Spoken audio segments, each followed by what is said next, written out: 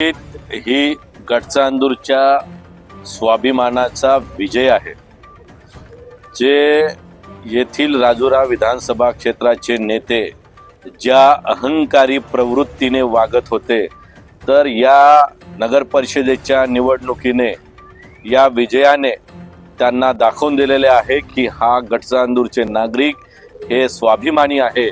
असं कोणी त्यांना अहंकारी प्रवृत्तीने हे जर केले तर कोणीही खपवून घेणार नाही। आणि खरोखर हा जो विजय आहे हा सगळ्या गडचांदूरच्या जनतेचा आहे।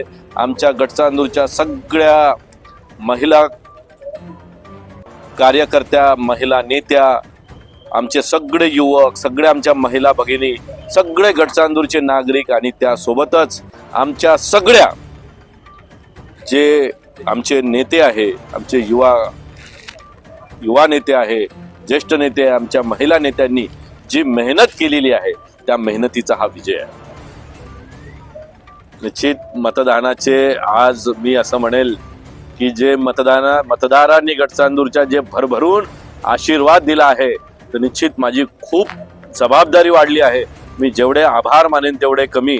आणि आता भविष्यात हे सगळी मी ईश्वराला प्रार्थना करतो की हे जे गडचांदूरच्या जनतेने माझ्यावर जो विश्वास टाकला आहे ती सगळी पेलवण्याची शक्ती दे आणि मी नेहमी गडचांदूरच्या जनतेसाठी झटत राहील।